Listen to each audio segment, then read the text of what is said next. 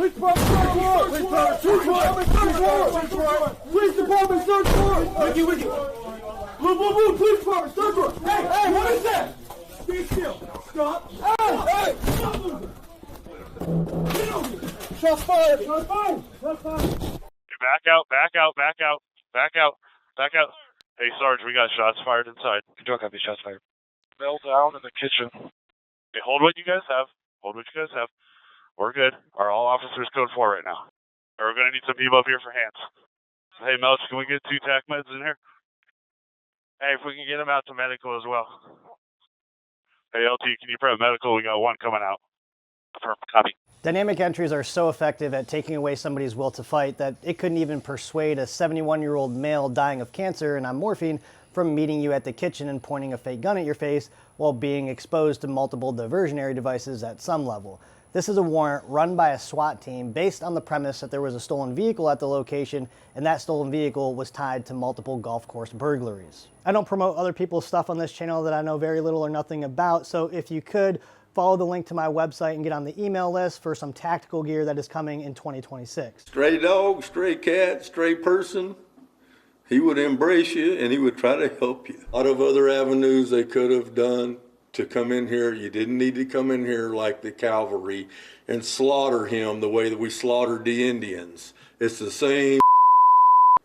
They come in here and they killed him. Murder.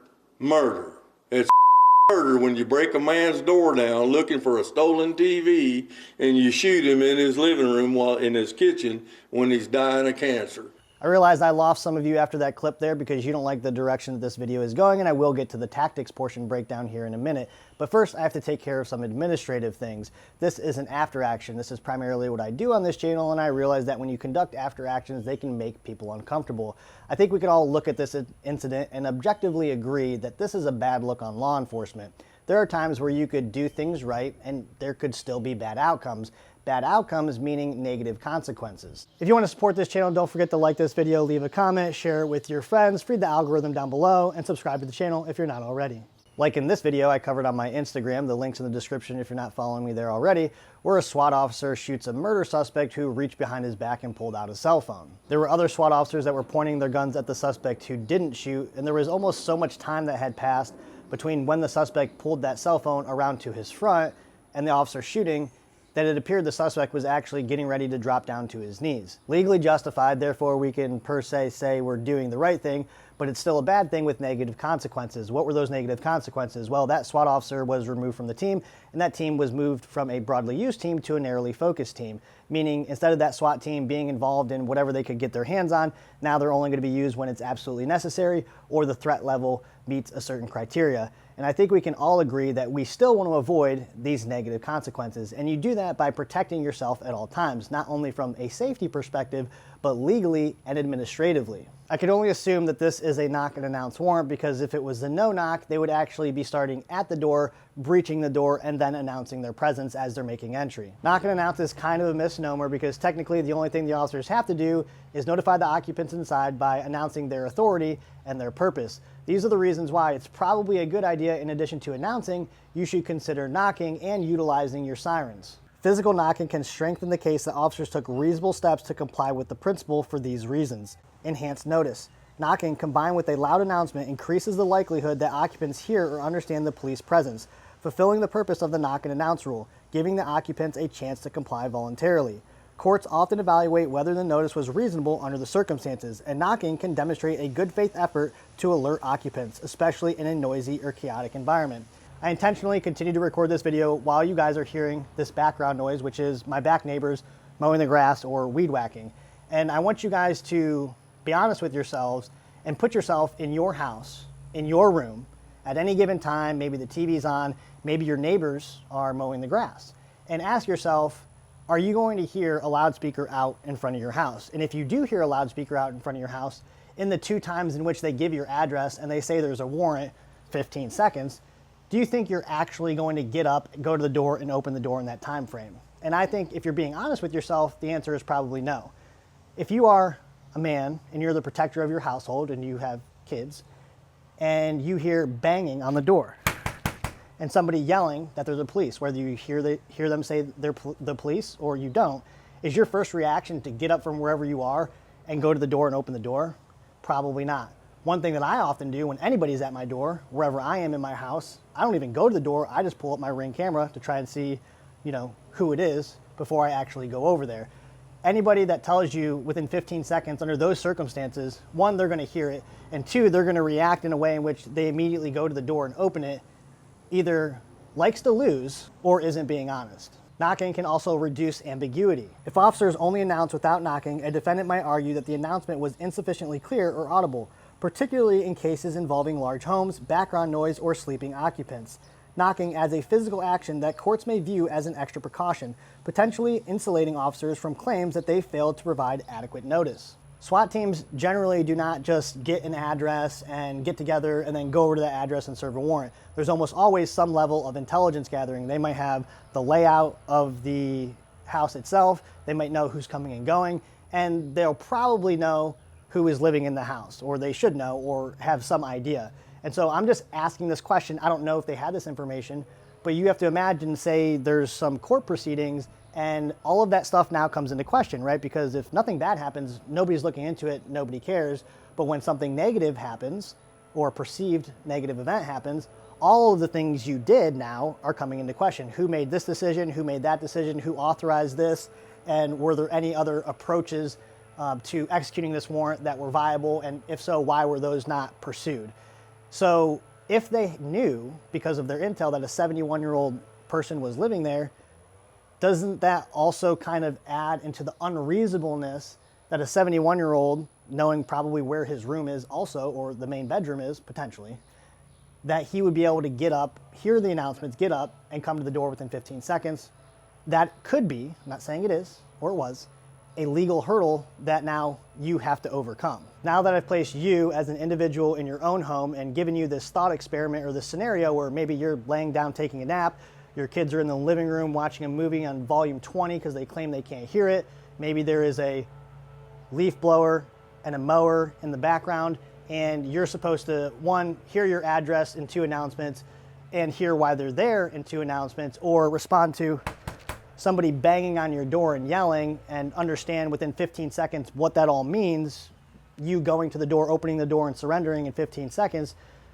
Why would they only wait 15 seconds? And the real reason that they would only wait 15 seconds is because they're still hoping to maintain an element of surprise by limiting the amount of time that they are knocking and announcing. And anybody who tells you that that isn't true either can't tell you the truth because that's just the position that they're in, or they're lying to you. I've covered dynamic entries and what that means several times on this channel. I'll link a video down below if you haven't seen it. I don't want to rehash an entire old video. But if you ask different teams what dynamic means to them, you might get different answers based on their capabilities. For example, you ask a SWAT team, they might say things like, well, we're going to use explosive breaches. We're going to port and bang windows. We're going to port and cover windows. We're going to use distractions on windows. We're going to use diversionary devices throughout the objective. But when it comes down to it, dynamic is an indication of the speed at which we're moving. I don't want to say that we're moving quick or that we're moving fast. All I will say is that you are continuously moving forward without pause, meaning we're not stopping and pausing and pieing a threshold. We're not stopping and pausing and waiting for technology to come forward and search a room, a robot, or sending a dog into a room to verify if there's anybody there. We're just continuing to clear the objective without pause, just like they're doing here in this situation. I have argued and will continue to argue that if we are losing the element of surprise by notifying occupants of the residence or the objective that we're there and what we're about to do, should we even be moving in this way? So speed, surprise, and violence of action are the 3 key elements that are supposed to keep you successful and keep you alive during a dynamic entry. And so if we're alerting them to our presence, losing the element of surprise because we're knocking and announcing and not doing a no-knock, should we be even moving in this way? In this case, you have a 71-year-old guy who is at some level affected by 2 bangers. There's one banger that goes off right after they breach the door. And then as the suspect is making his way to the kitchen, you can see by the light that there's another banger going off somewhere in the vicinity of where the suspect actually is. I'll play it with the sound on several times so you can hear it. Police department, search warrant! Police department, search warrant! Police department, search warrant! With you. This appears to be a team that doesn't step center or check directly in front of them before they make entry into a space. That's their decision to make. As you guys know, I'm not an advocate for that. I'm almost always an advocate for stepping center depending on additional threats and things like that. It doesn't always make sense, but in most cases it does, especially on the initial entry. As you can see, this officer just kind of dumps into the right and never checks directly in front of him, doesn't shine his light that direction, doesn't look that direction from what I can tell. And in my opinion, this is not good because at this moment, if you're getting shot at something directly in front of you, well, you're never going to see it coming. The number 2 guy is going to come in and go, well, I guess I'm just going to look straight because he went right. So I hope the guy's in front of me and hopefully he's somewhere where I can see him, because if he isn't and he's shooting at you from a concealed position, now you're both going down in the entryway. And that 3rd guy probably isn't going to make entry after that. He's probably going to step inside of the threshold and do what I think the number 1 guy should probably be doing. And so we can kind of avoid that or limit the levels of destruction by just simply checking center and throwing your light that direction. Every time you enter a space, unless it's like a hallway or something or you can see it, you're always entering that space like it's a room. And so what you don't see happening behind this officer here is he goes in, he goes to the right, the next guy is going in and covering straight, and then the SWAT officers are filling in after that. And this officer is basically waiting on a squeeze or waiting for his team to say he's with them, which is something that you hear him say, I'm with you. And that tells him, okay, now we can continue to clear this objective. Someone brought up on Instagram when I posted this video that the SWAT officer is continuing to like do little head movements and check. This is actually a normal thing. You shouldn't have your head just on a turret that moves in line with your body. There are times where you're going to be wanting to do these quick peeks because things aren't developing the way that you expect them to, or you just want to verify, hey, make sure somebody has that. These aren't, I'm turning my head and I'm focusing and I'm looking here. These are really quick, just like snaps in one direction to verify whatever it is you need to verify, and I'm okay with that. As soon as the SWAT officer enters the hallway and he sees that the hallway is long and the next opening is on his left, he knows, and you all should know, that that opening on your left is your next problem, and that is where you need to go. And so instead of staying to the left of the hallway or staying center in the hallway, what I suggest that you do is you shift your body to the right of the hallway so that as you're approaching that opening on the left, you can start to get your eyes in there sooner and see more of the room before you actually enter inside of that threshold. And I think that's what he does just kind of at the end. As this officer enters into this space right here, he's met with a significant problem, a problem that most people probably haven't seen in training, because training houses are set up in ways in which they give you legitimate solutions to solve these problems. And it turns out that in residences and in apartments, there really isn't great solutions to solve every problem. And so as he enters this space right here, he's also now wondering if he has friendlies in the room to his left. Now, this could have been mitigated or at least taken some of the thought out of what he's having to try to perceive right here if he would have stepped center or looked center before going into the residence, because if he had done that, he would have seen a walkway, I presume, a threshold leading straight in front of him. So as he gets here, he's now knowing, okay, I saw that initial doorway straight ahead of me when I entered, but I went right, and now I'm here, and now there's an opening here. So there's a good chance that my own guys are now entering into this space. And you'll hear him say, blue, blue, blue, because that is when he identifies, okay, yes, those are my guys in that room, and he's trying to deconflict so there isn't a blue on blue incident. Blue, blue, blue, please, blue, blue, blue, please, blue, blue, blue, please. Because of that, and that's something that I'm worried about, is I would favor the right side of this wall, and he might be doing that, it's hard to tell from the camera, but the reason is because I actually want to show as much of my body to that opening in this case, because I don't want a SWAT officer, another officer, to just see a gun sticking out, right? And there's higher likelihood that the first sight of you that they see, if it's your whole body or something that's easily identifiable to them and not just a gun sticking out, because that's what you would see if he was, you know, shortened up to the left side, that you're not going to have a blue on blue incident. And so when I get here, I'm not necessarily concerned with what's to the right. I am. But if I hear them over there, one, I don't want them to shoot me. I want them to know that I'm there. Two, I want to be certain that I don't have to deal with that problem to the left because we already have guys there. And I'm also concerned that if I take this room to the right, if they have a shot on this person coming down the hallway or coming into the kitchen, that I'm not in their line of sight. This is a good example of why, even if you're moving dynamically, you may need to actually pause and let things develop. If there are guys in the room to the left, it may not be the best idea for you to just go ahead and take this next room, because maybe the other SWAT officer who entered that other room is actually looking long down the kitchen, and as he's approaching this entryway to the kitchen, you may need to give it up to him. You could say you, or someone says me, and then one of them is going muzzle down, they're kind of crossing in front of each other, and then they're continuing to clear the objective. Now let's say, for example, you didn't know that there were SWAT officers in the room to the left, or it didn't actually link up with these additional officers, and you're now looking at an open door to your left on a room that needs cleared, and an opening to your right that also needs cleared. You have basically two options. You can either go right or you can go left. And if you go left, you can't just dump into that room, because the number 2 guy who's coming behind you is thinking that you're taking this room, and therefore there's at least going to be a significant delay if you go in that room by yourself. And so if you do go to the left, then what you would do is simply plug that doorway. The next guy's going to come in and go right and cover your back, and then probably that third guy in there, because this is going to be a tight space, he's probably going to squeeze you up, and 2 guys are going to make entry into that room to the left. Just having that mentality of go, go, go, and you end up going into a room and pointing your guns at each other, which will probably happen, that could increase the likelihood that we're going to have a blue on blue incident, and obviously we want to avoid that. Instead, what you see the officer doing is not taking the room, but instead, because of the reasons that I already stated, he's basically using the threshold to his advantage and getting as much depth into the room from where he can until it's time to proceed forward and it's safe for him to do so. What I will say is that whether you're taking the room or you're using the threshold to your advantage, but you're going to be looking in the direction that you haven't cleared where there is potentially a threat, you need to be having your muzzle basically up, okay? You can tell by the direction and the angle of the officer's weapon light that his gun is down and it's pointed at like the trash can, basically, probably at a 45-degree angle. Right here is the moment in which your gun should be at threat level, close to threat level, and you're coming up on target and you're engaging.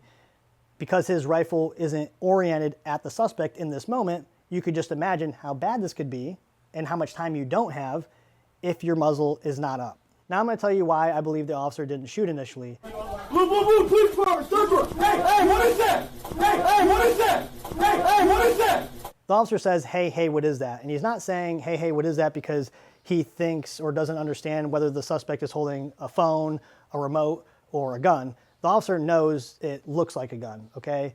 I believe that he doesn't shoot because if you actually look at this replica gun, even from a side profile, you can see some of the orange on the tip. Even though it's been spray painted, I'd imagine you could see even more orange if it was actually pointed at you. We're all programmed to think and believe that if there's an orange tip, that the gun isn't real. And that's why the officer is saying, hey, what is that? Because he's trying to rationalize in his mind whether or not this is a real gun, right? And so he really doesn't want to shoot the person if he actually doesn't believe that it's a real gun.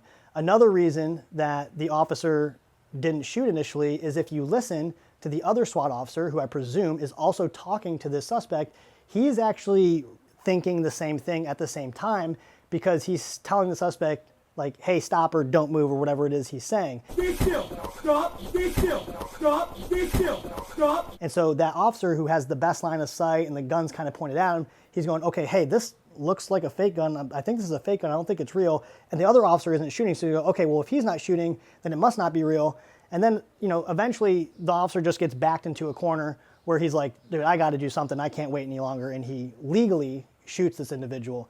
And that's my opinion as to why I don't believe the officer shot the suspect when he first saw him. And I actually don't think, like most of you probably do, that this is an indication of the officer's level of incompetence. I think it's the exact opposite. I think that because he showed high levels of restraint based off what he was seeing, that it shows a high level of competence and a high level of decision making and rationalization in a high stress moment.